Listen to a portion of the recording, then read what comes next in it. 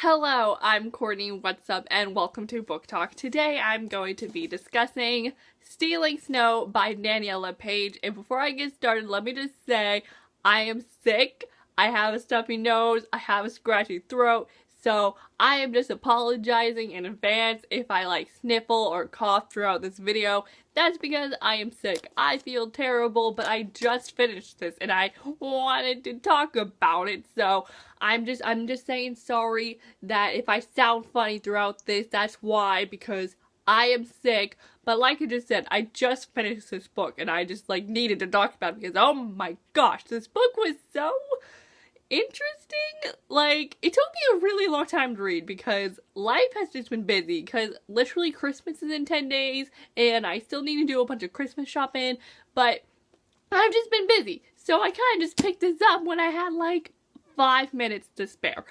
But I liked this book, don't get me wrong. For my first Danielle Paige book, I liked it, but I don't know if I'm going to pick up the rest of her books because there's something about her writing style where it's just so basic. This book could have been something that I could have written myself, honestly, but I didn't hate this book. I liked it. There were some very enjoyable and fun parts for me to read, but most of the time, honestly, I was very confused, and I'm not going to even give you a synopsis because I don't even know how to explain this book, because this book is insane. Just go look up the summary on GOODREADS, because I can't summarize this. This book is literally nuts. But I liked this book. I gave it 3 stars on GOODREADS. This isn't the worst book I've ever read, but it's not my favorite either. And I think that's all I have to say for non-spoilers. So if you haven't read this book yet and you do not want to be spoiled, I will leave right now. So, bye non-spoiler people! Okay, so Stealing Snow. Where do I even begin? Honestly, I don't know what to talk about because I say in my GOODREADS review, which I will link down below, that there were so many plot points in this book. Things just kept piling up, and I hate it when books do that. Sometimes I can tolerate it, most of the time I'm just okay, can we just stick to the main problem here, which the main problem in this is King Lazar, Snow's father, but then all this other stuff came in, her mom showed up in the end, and her mom's oh yeah, I'm working with your dad, and then Jack was oh yeah, I suspected that your parents were working together, and then the Duchess is Snow's twin sister, all this family stuff came in, and I was just I want to die right now. I already feel like I'm dying since I'm sick, but then all that stuff that was being revealed at the end was just making me feel even worse, because it was just so complicated. Honestly, it was so hard for me to follow this story, where at one point I just kind of gave up on following the plot. I was that's it, I just want to be done with this. This was one of those books where you just read it just because, you're not even really paying attention to the story. It's just something for you to read, and then you just want to be done with it soon, and that's what happened, and I feel bad because this is my first Danielle Paige book, like I said, and so many people have said such good things about this book, so I was really looking forward to read it, but just, it was so confusing and complicated. Especially, I was not expecting for this book to open up in New York City. I did not see that in the synopsis, but then I literally opened this up after I finished the book, and it was talking about a mystical land, and I was are you kidding me right now? But yeah, there's 2 different worlds.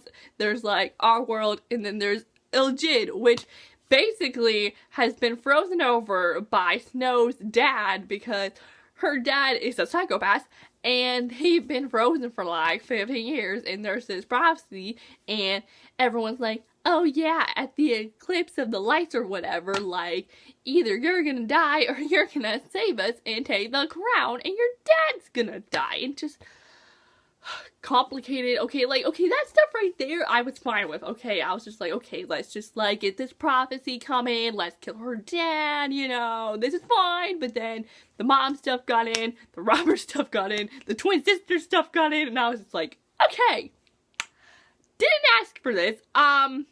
No, let's stop right there. Okay, the twin sister thing, dude, I want to die. I was just I didn't see that coming. That was the only thing I didn't see coming. That and how the mom was working with the king. I didn't see that coming either, but most of the time I did see a lot of stuff coming. For example, Belle. You know, Snow is doing all of this to save her beloved Belle, and honestly, okay, going off sidetrack, literally, Snow gets herself into a freaking love squares in this book, which I hate love squares. I already don't like love triangles, but when there's a love square, I hate it. Unless you're talking about the Miraculous Ladybug love square. That's a different story. But she gets involved into a love square in this, which I hated. Like, you know, she's all in love with Belle, and I'm just like, okay, cool, fine. Like, I never shipped it, but I was fine with it. And then Jagger showed up, and I was like, hey, this dude's pretty cool, because he reminded me a lot of Jest from Heartless by Marissa Meyer, so I immediately got a like from him, but then Jagger disappeared for like 200 pages, and I was just like, okay. And then Kai showed up, and I really liked Kai.